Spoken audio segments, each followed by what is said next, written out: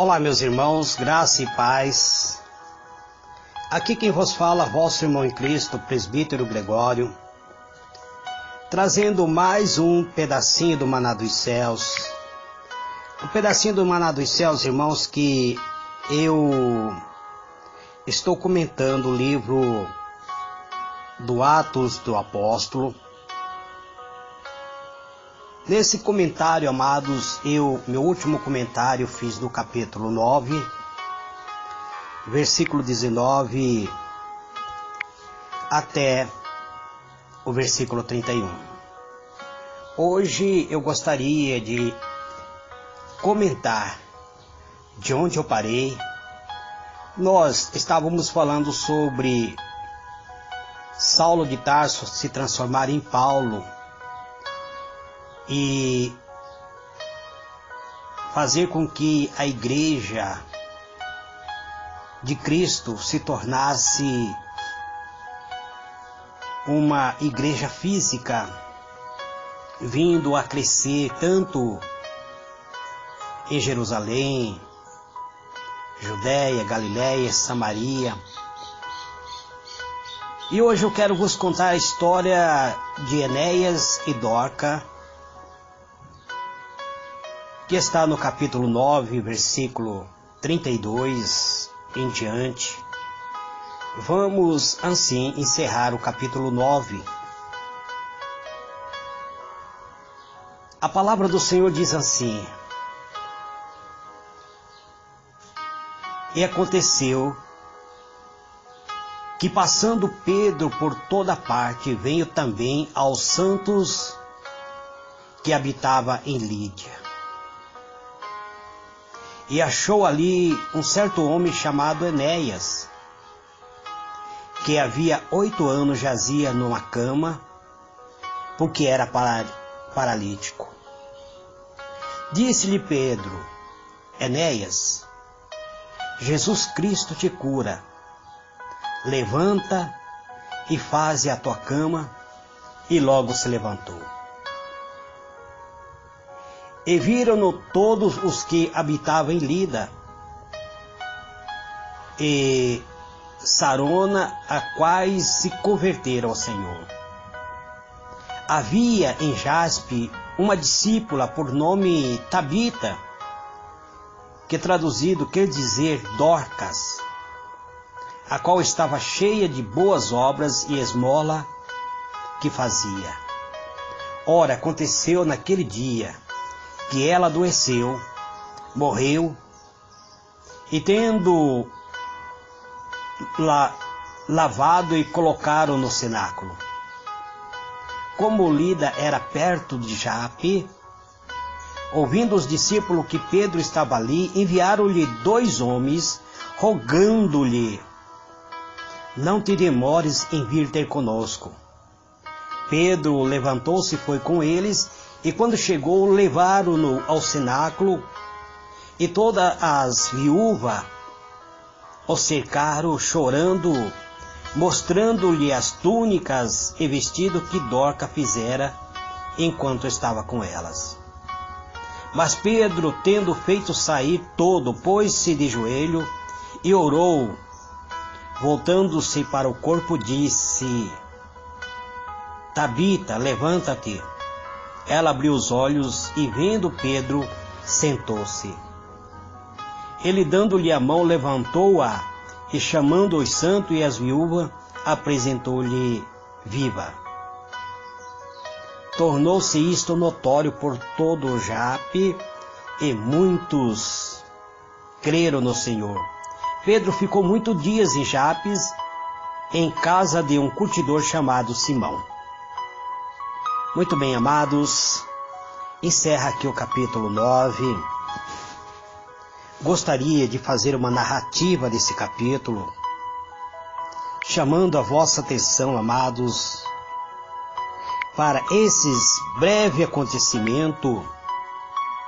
Vocês perceberam que o Atos do Apóstolo ele vai contando as histórias para nós do avanço da igreja primitiva, mas são histórias que ele não segue uma sequência, porque saiu logo da história que ele contou acerca da conversão de Paulo, agora contando-nos acerca do que está acontecendo também no ministério do apóstolo Pedro. Então este capítulo está baseado em Atos do Apóstolo 9, 32 a 43, e ele segue a sequência também no capítulo 10. Nós vamos conhecer várias histórias dentro do capítulo 10, 11, e assim nós vamos conhecendo as histórias do avanço da igreja.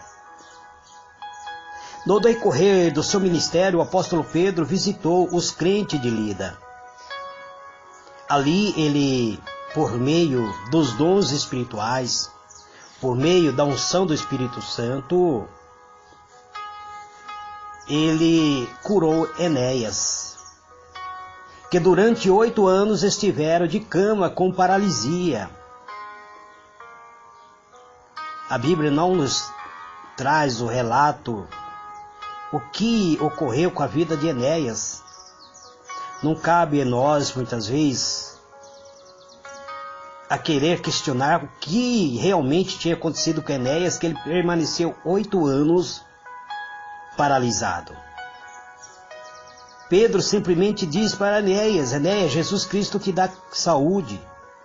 Disse ele a Enéas: levanta-te e faze tua cama. E logo se levantou, e viram-no todos que habitavam em Lida e Sarona, os quais se converteram ao Senhor. Aqui houve uma conversão praticamente em massa após a operação desta maravilha que está escrito em Atos do Apóstolo, capítulo 9, 34 e 35. Em Jape, amado, que era perto de Lida, também vivia uma mulher chamada Dorca, cujos boas ações a tornara grandemente amada pela cidade. Esta mulher, ela era amada pela cidade porque ela tinha boas ações. Era uma digna discípula de Jesus, e a sua vida estava repleta de atos de bondade. Sabiam quem carecia de roupa confortável e quem necessitava de simpatia, e literalmente ministrava aos pobres, e aqueles que viviam tristes recebiam alegria, porque esta mulher chamada Dorca era uma verdadeira discípula de Jesus. Ela era uma costureira, e seus hábeis dedos eram mais ativos do seu poder oratório, ou seja, da sua maneira de falar. Ela exerceu um ministério sem pregar a palavra, mas a sua maneira ela cultivou a atenção, o amor, ela acalentou a amizade sincero das demais viúvas que habitavam em Jaspe. E a Bíblia nos traz que aconteceu naqueles dias que esta mulher chamada Dorca contraiu uma enfermidade e ela morreu. É isso que Atos do Apóstolo, capítulo 9, 37, nos traz, nos apresenta. Então a igreja de Jape sentiu a sua perda. E ouvindo que Pedro estava em Lida, os crentes então enviaram uma mensagem para Pedro, enviaram mensageiros. Este mensageiro chegou com a seguinte mensagem para Pedro: rogamos-lhe que não se demore em vir ter conosco. Então Pedro levantou-se e saiu da cidade de Lida e foi para Jaspe. Quando chegou naquele lugar, levaram ao quarto alto, onde todas as viúvas rodearam a Pedro, chorando, mostrando as túnicas e vestes que Dorca fizera quando estava com elas, quando ainda era viva. É isso que Atos do Apóstolo 9, 38 e 39 nos traz. Em vista da vida e de serviço que Dorca vivera, não é de admirar que chorasse, que lágrimas fossem derramado por causa de uma mulher cheia de bondade. O coração do apóstolo Pedro foi tocado de simpatia ao contemplar-lhe as tristezas destas viúvas. Então, o apóstolo Pedro, determinando que as amigas em pranto se retirasse do aposento onde estava aquela mulher. Aliás, o corpo daquela mulher, pois ela havia falecido. O apóstolo ajoelha-se, coloca seus joelhos no solo e clama a Deus. Orou fervorosamente a Deus para que restabelecesse Dorca, que desse vida e saúde. Voltando-se para um corpo inerte sem vida, Pedro pronuncia a seguinte palavra: Tabita, levanta-te. Imediatamente esta mulher abriu os olhos e, vendo a Pedro, sentou-se.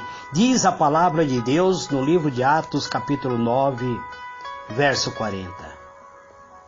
Dorca fora de grande utilidade à igreja, e Deus quis trazê-la de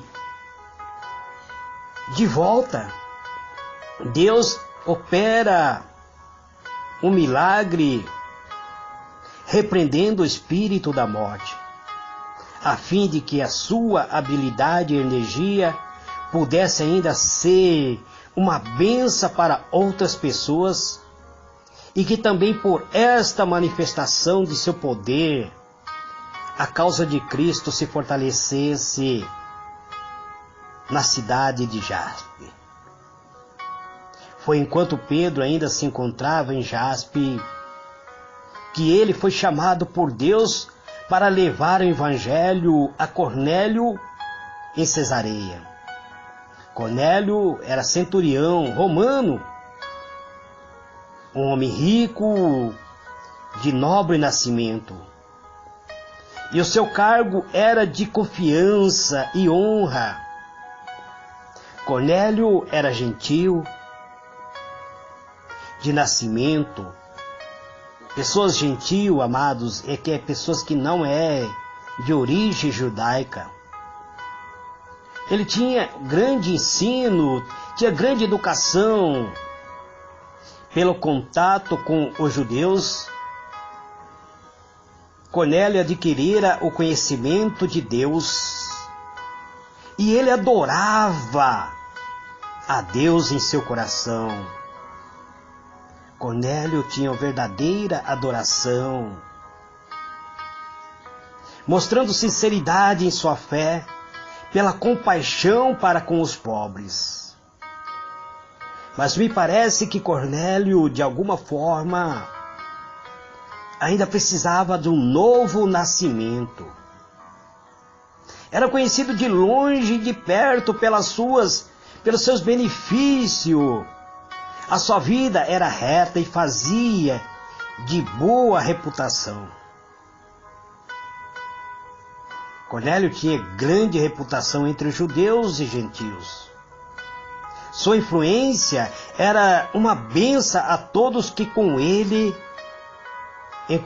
entrava em contato. Nós vemos, amados, que este homem, da qual o capítulo 10, eu estou entrando no capítulo 10, amados, para que nós possamos conhecer a história deste homem, centurião chamado Cornélio. Um homem em Cesareia, por nome Cornélio, centurião. Ele, da corte, ele era gentio, mas era piedoso e temente a Deus, com toda a sua casa, e fazia muita esmola ao povo, e de contínuo ele orava a Deus. Diz o capítulo 10, versículo 1 até o versículo 2. E ele teve uma visão. Certa hora, a Bíblia diz, na hora 9 do dia, viu claramente em visão um anjo de Deus que se dirigia para ele e lhe dizia: Cornélio. Este, fitando nele os olhos, ele ficou atemorizado. Que é, Senhor? O anjo respondeu-lhe: as tuas orações e as tuas esmolas têm subido para a memória diante de Deus. Parece que Cornélio precisava agora ter um encontro mais íntimo com Deus, amados. Ele era um homem religioso, era um homem bondoso, mas precisava de alguém que lhe esclarecesse melhor o caminho da vida. Então nós vemos no capítulo 10 que a própria oração dele tinha sido ouvido. O anjo diz isso claramente para ele. Crendo em Deus como Criador dos céus e da terra, Cornélio reverenciava e reconhecia a sua autoridade e procurava sempre o seu conselho em todos os negócios da vida. Ele sempre orava a Deus, era fiel a Jeová em sua vida doméstica, em seus deveres oficiais. Erguera em seu lar um altar de Deus, pois não ousava efetuar seu plano ou encarar sua responsabilidade sem o auxílio divino. Olhando nesse aspecto, Cornélio era um autêntico cristão, mas me parece que ele precisava ser nascido de novo. Embora Cornélio cresce nas profecias e estivesse a esperar pela vinda do Messias, não tinha conhecimento do Evangelho como foi revelado na vida e na morte de Cristo. Ele não era membro da igreja judaica, pois ele era gentio, e teria sido considerado pelos rabinos como um gentio imundo. Mas o mesmo tendo uma vida reta, ele não seria aceito na comunidade judaica. Então mesmo o santo vigia que dissera de Abraão: eu o tenho conhecido. Esse Deus, ele conhecia também a Cornélio, e lhe enviou um mensageiro direto dos céus. Pois Cornélio não seria aceito na comunidade judaica, não seria aceita na religião judaica, pois era gentil. O anjo apareceu a Cornélio quando ele se achava em oração. Ouvindo o centurião alguém a ele dirigir-se pelo nome, ficou atemorizado. Todavia compreendeu que o mensageiro viera de Deus e disse: que é, Senhor? Atos do Apóstolo, capítulo 10, versículo 4. Então o anjo respondeu: as tuas orações, as tuas esmolas têm subido para a memória diante de Deus. Agora, pois, envia homem a Jaspe e manda chamar a Simão, que tem por sobrenome Pedro. Ele está com um certo Simão, curtidor, que tem a casa junto ao mar. O anjo, inclusive, dá o endereço exato onde Pedro estava. Isso é possível? Claro que é, amados. Eu quero parar aqui um pouco para contar-vos algo que aconteceu com meu pai, quando ainda ele era vivo, há muito tempos atrás. Meu pai foi vítima de derrame. Ele, após passar pelo derrame, ele ficou com sequela, ficou paralisado. Por muito tempo, meu pai ficou paralítico. E uma certa feita, quando todos já achavam que meu pai ficaria totalmente paralisado, minha mãe, meus irmãos, todos nós já estávamos conformados, nosso pai está paralisado. Uma irmã vindo do Rio de Janeiro, até hoje nós não sabemos o nome desta irmã.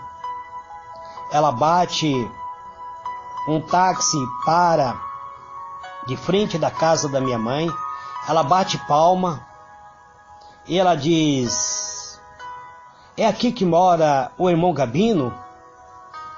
Aí minha mãe diz: sim, é. Então, eu vim orar por ele. Posso entrar? E minha mãe disse: entra, irmã, pode entrar. Ela achando que eram umas irmãs, algumas irmãs que estivesse chamado essa irmã para orar. Entra, irmã. E a irmã entrou e ela olha para o meu pai e diz: irmão Gabino, o Senhor Jesus me enviou aqui para orar por ti. Então receba a tua cura e levanta-se dessa cama e comece a andar. Colocou a mão sobre ele, simplesmente só pronunciou essas palavras e deu as costas, já ia saindo. E aí minha mãe falou: senhora não vai orar, irmã? Falou: já orei, já fiz aquilo que Deus mandou e já estou indo, meu avião está para sair, eu vou já pegar o avião, estou voltando para o Rio de Janeiro. E minha mãe disse: você espera, irmão, fazer um café. Falou: não tem mais tempo, não há mais tempo, se eu ficar mais tempo perderei o avião. E depois que essa irmã entrou no táxi, foi embora, minha mãe olha para todas as pessoas que estavam em volta e diz: eu nem perguntei o nome da irmã, quem será essa irmã? E de repente meu pai grita lá de dentro: Paula, vem aqui. Minha mãe entra e encontra meu pai em pé, sorridente, totalmente restabelecido, podendo andar sem nenhuma sequela. E assim meu pai viveu muito mais tempo de vida. E nós nunca soubemos quem foi a irmã que veio do Rio de Janeiro simplesmente para cumprir um ID do Senhor. Então isto é possível, amados. O anjo do Senhor aparece para Cornélio e diz, dá o endereço exato aonde Pedro estava, aonde Pedro estava hospedado. Ele diz: envia homem a Jaspe e manda chamar a Simão. Assim Deus prova a sua atenção para com um ministério evangélico e a sua igreja organizada. O anjo não foi incumbido de contar a Cornélio a história da cruz. Um homem sujeito à fragilidade e tentação humana, como centurião, deveria ser aquele que lhe contaria a respeito do Salvador crucificado e ressuscitado, um homem chamado Pedro. Deus não escolhe como seus representantes entre os homens anjos que jamais cairia, mas Ele escolhe seres humanos sujeitos à tentação, homens de paixões, homens que são cheios de limitações, para que possa propagar o Evangelho da vida. Deus chamou a mim e você, caro ouvinte da palavra do Senhor, para que nós venhamos propagar o Evangelho da salvação, para que possamos anunciar àqueles que buscam a salvação, mas muitas vezes estão trilhando caminhos que até parecem ser reto, mas ainda não conheceram a própria verdade. Cornélio era um homem que, se nós olharmos com o nosso olhar físico, era um verdadeiro, um genuíno religioso, um genuíno cristão, embora não conhecesse a Cristo. Precisou Pedro mostrar a ele quem era Cristo. Cristo se revestiu da forma humana para que pudéssemos alcançar, para que Ele pudesse alcançar a humanidade, amado. Um Salvador divino, um Salvador divino, mas humano. Era necessário trazer a salvação ao mundo e a homens e mulheres. Foi entregue a sagrada tarefa de tornar conhecida as riquezas incomparáveis de Cristo.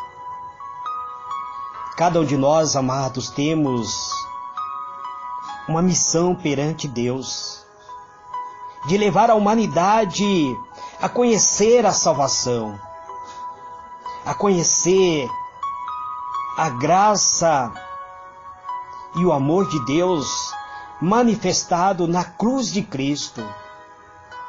Precisamos proclamar que Cristo veio na sua forma humana, padeceu como forma humana, nem em nenhum momento na cruz Ele reivindicou a sua divindade. Ele sofreu, padeceu, derramou sangue derramado na cruz. Era real. E o sangue derramado na cruz, Ele tem o poder de nos libertar, de nos curar, de nos gerar na vida dentro de cada um de nós. Então a palavra de Deus diz que o anjo mostra a Cornélio o local, por meio de visão, ele diz onde Pedro está. Então, tendo-se retirado o anjo, o centurião chamou 2 de seus criados e a um piedoso soldado do qual estava ao seu serviço, e havendo-lhe contado tudo, enviou a Jope.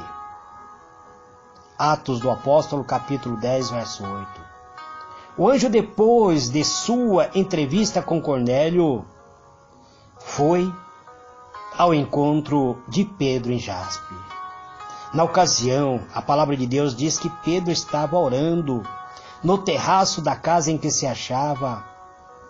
Lemos que, tendo fome, quis comer, e enquanto lhe preparava o alimento, sobreveio-lhe um arrebatamento de sentido. Nós hoje chamamos de arrebatamento de espírito. Apóstolo Pedro, ele caiu em êxtase. É isso que Atos do Apóstolo, capítulo 11, verso 5, nos mostra. Não era unicamente de pão material que Pedro tinha fome. Ele tinha fome do pão da vida. Ao ver do terraço a cidade de Jope e o território circunvizinho, ele teve fome de salvação para os seus patrícios, tinha intenso desejo de indicar-lhe as profecias das Escrituras e o sofrimento e a morte de Cristo. E na visão, Pedro, segundo a palavra de Deus, ele vê os céus abertos.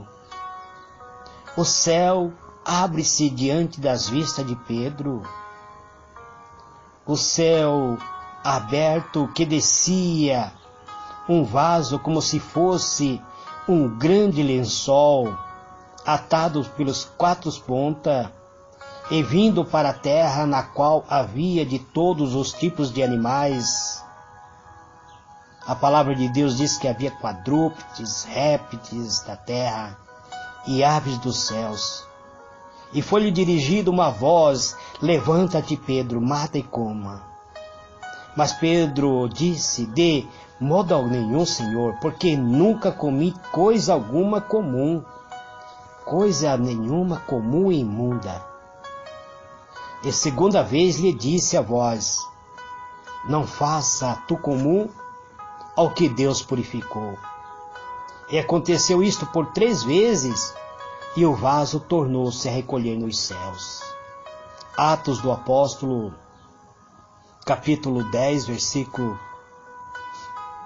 11 a 16. Essa visão tanto serviu para repreender a Pedro como para instruí-lo, e revelou-lhe o propósito divino, de que pela morte de Cristo os gentios deviam tornar-se co-herdeiro dos judeus nas bênçãos da salvação. Até então nenhum dos discípulos pregara o evangelho aos gentios. Em seus pensamentos, o muro de separação posto abaixo pela morte de Cristo ainda existia. E seus trabalhos limitavam-se aos judeus, pois tinha considerado o gentio excluído das bênçãos do evangelho do Senhor. Mas o Senhor queria que Pedro compreendesse que havia necessidade de pregar aos gentios. Então ensinar a Pedro a extensão universal do plano divino da salvação. Muito dos gentios tinha sido ouvinte interessado da pregação de Pedro e dos outros apóstolos, e muitos judeus e gregos se tinham tornado crente em Cristo, mas a conversão de Cornélio foi a primeira de importância entre os gentios. Era chegado o tempo para ser introduzido pela Igreja de Cristo uma fase de trabalho inteiramente nova. A porta que muito dos judeus converso havia fechado aos gentios devia agora ser aberto de par em par. E os gentios que aceitassem o evangelho deveria ser considerado em condição de igualdade com os discípulos judeus, sem a necessidade de observar rito ou mesmo a prática da circuncisão. Esse, amado, é mais um pedacinho do maná dos céus que eu trago nesse dia de hoje. Não vou me estender muito para que vocês possam compreender passo a passo o que realmente Deus tem para cada um de nós. Provavelmente iniciarei não mais no capítulo 10, mas sim no capítulo 11, a próxima ministração. Que Deus vos abençoe, que Deus vos conceda graça e paz. Amém e amém.